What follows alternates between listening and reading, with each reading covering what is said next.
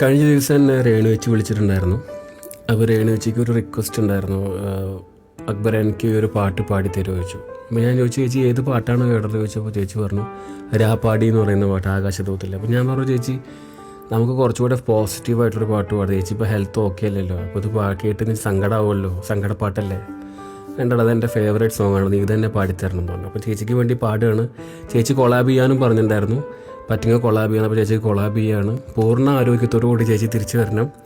അപ്പോൾ ചേച്ചിക്ക് വേണ്ടി ഈ പാട്ട് ഡെഡിക്കേറ്റ് ചെയ്യണം കേട്ടോ. Stay happy, stay blessed. Big boss season 7 contestant ആയിരുന്ന അക്ബർ, നമുക്കറിയാം അക്ബറും രേണു സുധിയും ഒക്കെ തന്നെ ബിഗ് ബോസ് സീസൺ 7 ഉണ്ടായിരുന്ന രണ്ട് വ്യക്തികളാണ്. അപ്പോൾ രേണുവിന് വേണ്ടി അക്ബർ ഒരു പാട്ട് പാടി. വളരെ മനോഹരമായിട്ടുള്ള ഒരു ഗാനം തന്നെയായിരുന്നു. കോപ്പറേറ്റ് ഇഷ്യൂ ഉള്ളതുകൊണ്ട് ഞാൻ ആ ഗാനം ഇവിടെ കേൾപ്പിക്കുന്നില്ല എന്ന് മാത്രം. അതൊക്കെ അവിടെ ഇരിക്കട്ടെ, ഞാൻ മറ്റൊരു വീഡിയോ കൂടി നിങ്ങളെ കാണിക്കാം, എന്നിട്ട് സംസാരിക്കാം.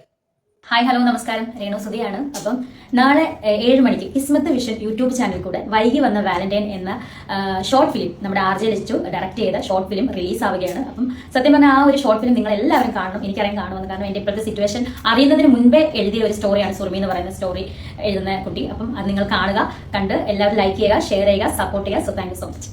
രേണുവിന്റെ ഷോർട്ട് ഫിലിം പുറത്തിറങ്ങുന്ന തരത്തിലുണ്ട്. രേണു തന്നെ ഇപ്പോഴത്തെ സിറ്റുവേഷനിൽ പറയുന്ന ഒരു വീഡിയോ ആണ്. ഇതിന് താഴെ വന്ന കമന്റുകൾ ശരിക്കും പറഞ്ഞാൽ രേണു ഈ ഒരു അവസ്ഥയിലും നെഗറ്റീവിന്റെ കൂമ്പാരം കൂട്ടാൻ വേണ്ടിയിട്ടാണോ ഇതുപോലുള്ള വീഡിയോസ് തൻ്റെ പേജിൽ ചെയ്തിടുന്നതെന്ന് ചിന്തിച്ചു പോകും ശരിക്കും പറഞ്ഞാൽ. കാരണം നേരെ ചൊവ്വേ ഒരു പോസിറ്റീവ് കമന്റ് പോലും ഈ രേണു ചെയ്ത വീഡിയോയ്ക്ക് താഴെ വന്നിട്ടില്ല എന്നാണ് യാഥാർത്ഥ്യം. കാരണം ഞാൻ ഇതുവരെയായിട്ടും രേണുവിൻ്റെ ഈ പറയുന്ന രീതിയിൽ ഷോർട്ട് ഫിലിമോ ആൽബമോ ഒന്നും തന്നെ കണ്ടിട്ടില്ല. നമുക്കറിയാം പല ഷോർട്ട് ക്ലിപ്സും കാര്യങ്ങളൊക്കെ തന്നെ പല രീതിയിൽ വന്നിട്ടുണ്ട്. അതിനെ ട്രോളുന്ന തരത്തിലോട്ടൊക്കെ പല തരത്തിൽ കാര്യങ്ങൾ കണ്ടിട്ടുള്ള ഒരു കാര്യം തന്നെയാണ്.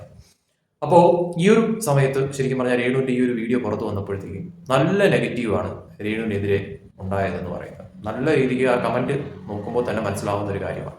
ശരിക്കും രേണുവിന് ഇതിൻ്റെ ആവശ്യമുണ്ടോ? ഇപ്പോൾ ആ ഒരു ഷോർട്ട് ഫിലിമോ ആൽബോ എന്തോ ആയിക്കോട്ടെ, അത് ഇറങ്ങണമെങ്കിൽ ഇറങ്ങട്ടെ.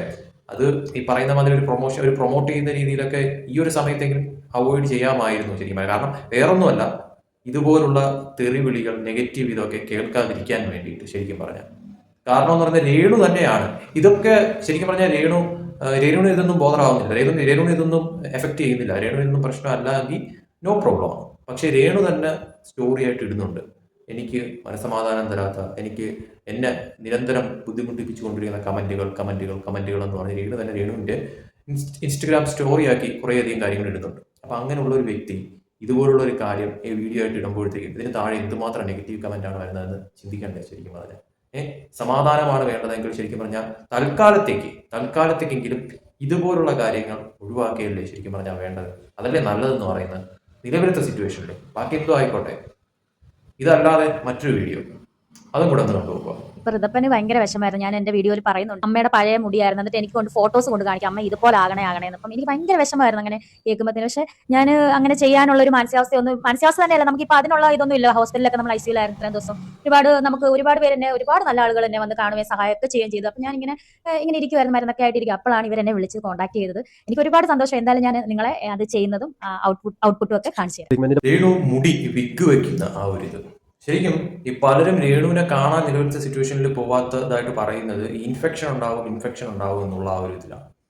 അപ്പോൾ ഇത് കാണുമ്പോഴത്തേക്കും ശരിക്കും ഇതൊരു പ്രൊമോഷൻ വീഡിയോ ആണോ? അതല്ലെങ്കിൽ ഈ പറയുന്ന രീതിയിൽ രേണുവിന് നിലവിലത്തെ സിറ്റുവേഷനിൽ എന്താ പറയുക, ഇൻഫെക്ഷനും കാര്യങ്ങളൊക്കെ ഉണ്ടാവാതിരിക്കാനല്ലേ മാക്സിമം നോക്കേണ്ടതെന്ന് പറയുന്നത്. അത് ഈ മുടിയും കാര്യങ്ങളൊക്കെ തന്നെ രേണുവിൻ്റെ ഇപ്പോഴത്തെ സിറ്റുവേഷൻ മാറിക്കഴിയുമ്പോഴത്തേക്കും അത് താനെ കിളുത്ത് വന്നോളും. അല്ലെങ്കിൽ അപ്പോൾ ആ ഒരു രീതിയിൽ വിഗോ എന്തോ വേണമെങ്കിലും വയ്ക്കാം. പക്ഷെ ഇപ്പോഴത്തെ സിറ്റുവേഷനിൽ ഈ പറയുന്ന രീതിയിൽ വിഗ് വയ്ക്കുന്നതും ഈ പറയുന്ന രീതിയിൽ എന്താ പറയുക ഇതുപോലുള്ള കാര്യങ്ങളൊക്കെ ചെയ്യുന്നതാണോ പ്രാധാന്യം എന്ന് പറയുന്നത്?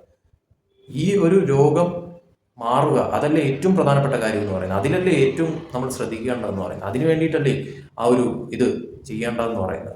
അല്ലാതെ ഇതൊക്കെ ശരിക്കും പറഞ്ഞാൽ ഓരോ വീഡിയോസ് ഇതുപോലെയൊക്കെ എടുത്ത് ആളുകളുടെ മുന്നിലേക്ക് ഇട്ട് കൊടുക്കുമ്പോഴത്തേക്കും ഈ ഒരു വീഡിയോയ്ക്ക് താഴെ വന്ന കമന്റുകൾ എന്തുമാത്രം നെഗറ്റീവാണ് രേണുവിൽ ഉണ്ടാക്കിയത് ശരിക്കും പറഞ്ഞത്. ഇതൊക്കെ രേണു അല്ലേ ശ്രദ്ധിക്കാനുള്ളത്? രേണു തന്നെ വന്ന് പറയുന്നു എന്നെ മാനസികമായിട്ട് ബുദ്ധിമുട്ടിപ്പിക്കുന്നു, എനിക്ക് വേണ്ടി പ്രാർത്ഥിക്കണം, എന്നെ ഇതുപോലുള്ള കമന്റുകൾ ചെയ്തിതാവുന്നു ഒക്കെ രേണു തന്നെ പറയുന്നു. അപ്പൊ രേണു അല്ലേ ഇതൊക്കെ ഇട്ട് കൊടുക്കുന്ന അവരൊക്കെ ശരിക്കും പറഞ്ഞാൽ. ഈ ഒരു രോഗത്തിലാണ് രേണു. അപ്പൊ ആ ഒരു സമയത്ത് ഇതുപോലുള്ള കാര്യങ്ങളൊക്കെ പറയുമ്പോഴത്തേക്ക് ഇതിന് താഴെ വന്ന കമന്റുകളിൽ ഓരോന്നും ഇവള് കള്ളത്തരമാണ് കാണിക്കുന്നത്, ഇവൾക്ക് ഒന്നുമില്ല, ഇവൾ അതാണ് ഇതാണ് മറ്റതാണ് എന്നൊക്കെ പറഞ്ഞുകൊണ്ട് പഴയതുപോലെ തന്നെ വീണ്ടും ഒരു നെഗറ്റീവ്, അതായത് ഇടയ്ക്ക് ഈ ഒരു അസുഖമാണ് എന്ന് അറിഞ്ഞതിന് ശേഷം നെഗറ്റീവ് പറഞ്ഞവർ വരെ പോസിറ്റീവ് ആയിട്ടുള്ള ഒരു തരത്തിൽ ഈ കാര്യങ്ങൾ മാറിയിട്ടുണ്ടായിരുന്നു. അത് നേരെ ഉൾട്ടയാക്കിയിട്ട് വീണ്ടും നെഗറ്റീവ് ആക്കുന്ന തരത്തിലോട്ടുള്ള രേണു ഈ ചെയ്യുന്ന കാര്യങ്ങളൊക്കെ തന്നെ ബാധിക്കുന്നതെന്ന് പറയുന്നത്.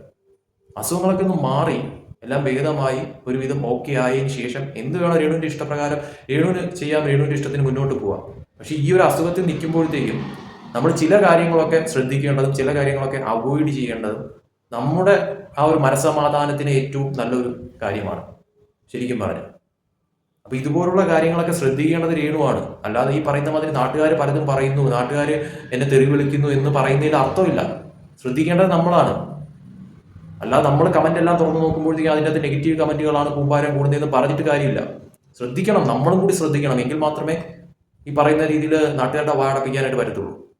അല്ല നമ്മൾ അവർക്ക് ഓരോന്നായിട്ട് ഇട്ട് കൊടുക്കും തോറും അവരുടെ വായി തോന്നിയത് ഓരോന്ന് പറഞ്ഞുകൊണ്ടിരിക്കും.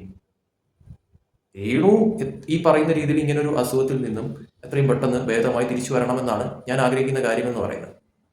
ഈ രേണു ഈ ചെയ്യുന്ന കാര്യങ്ങളൊക്കെ തന്നെയും രേണുവിന് എഗെയിൻസ്റ്റ് ആയിട്ട് അല്ലെങ്കിൽ രേണുവിനെ ഇപ്പോഴും ആ ഒരു രീതിയിൽ നെഗറ്റീവ് അടിച്ചുകൊണ്ടിരിക്കുന്ന, വായി തോന്നിയത് വിളിച്ചുകൊണ്ടിരിക്കുന്നവർക്ക് കൂടുതൽ അത് പറയാനായിട്ടുള്ള ഒരു അവസരം രേണുവായിട്ട് ഉണ്ടാക്കി കൊടുക്കുന്ന രീതിയാണ് നല്ലതെന്ന് പറയുന്നത്. അത് എന്തുകൊണ്ട് രേണുവിന് മനസ്സിലാവുന്നില്ല? വീണ്ടും വീണ്ടും ഇതുപോലെ ഓരോ കാര്യങ്ങൾ എന്തിനവരുടെ മുന്നിലേക്ക് ഇട്ടുകൊടുക്കുന്നു രേണു? പറയാൻ മാത്രമേ പറ്റത്തുള്ളൂ. ഇതൊക്കെ ശ്രദ്ധിക്കേണ്ടതും ഇതൊക്കെ ചെയ്യേണ്ടതും ശരിക്കും പറഞ്ഞാൽ രേണുവാണ്. അതിന് രേണുവിന് മനസ്സിലെങ്കിൽ പിന്നെ പറഞ്ഞിട്ട് കാര്യമില്ല. പക്ഷെ ഇതെല്ലാം ചെയ്തു വെച്ചിട്ട് പിന്നെ അവസാനം എന്നെ അങ്ങനെ പറയുന്നു, എന്നെ ഇങ്ങനെ പറയുന്നു, എന്നെ മാനസികമായിട്ട് ബുദ്ധിമുട്ടിപ്പിക്കുന്നു, അങ്ങനെ കമന്റ് ചെയ്യുന്നു എന്ന് പറഞ്ഞിട്ട് ഒരു കാര്യമില്ല എന്നുള്ളത് രേണു മനസ്സിലാക്കണം.